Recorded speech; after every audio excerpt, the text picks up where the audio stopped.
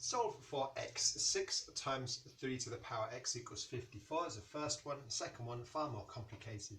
4 to the power x minus 1 equals a half to the power 1 minus 3x. So part A first. 6 times 3 to the power x equals 54. Remember, you're looking to make x the subject, so get the x on its own. So this 6 is something you don't want. The 6 is multiplying the 3 to the x. So if we divide both sides by 6, then that's going to say 3 to the x equals 54 over 6. 54 over 6 is 9. So 3 to the x equals 9. And then you're just saying 3 to what power equals 9. And 3 squared is 9. So 3 squared equals 9.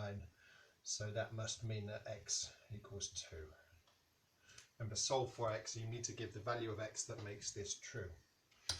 Part B, we have 4 to the power x minus 1 equals a half to the power 1 minus 3x. Now what we want is a situation where both the left-hand side and the right-hand side are written as powers of the same base. So actually we're going to have to change the bases of both sides. So 4 is a power of 2 and a half is a power of 2. So what we're going to do, we're going to use 2 as our base and rewrite this whole thing.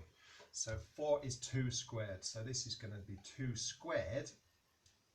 Let's replace the 4. So 2 squared to the power x minus 1 equals, well, 1 half is 2 to the power minus 1. Remember, negative power is the reciprocal of that number to that positive power. So the reciprocal of 2, 1 half. This is 2 to the power minus 1 and then raised to the power 1 minus 3x.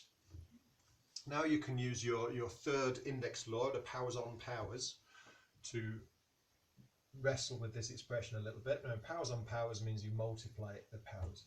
So this is 2 to the power 2x minus 1 multiply the powers equals 2 to the power minus 1, 1 minus 3x.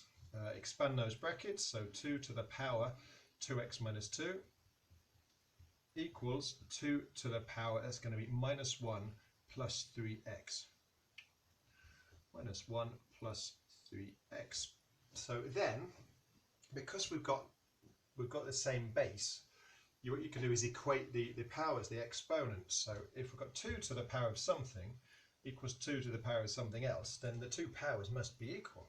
It's the only way it can happen.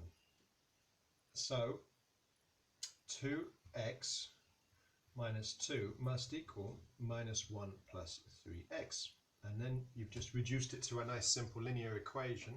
We want the x's on the side that's going to make it positive, so we're going to subtract 2x from both sides and we're going to add 1 to both sides. So that's going to say minus 2 plus 1 equals 3x minus 2x, which is quite friendly. So minus 2 plus 1 is minus 1.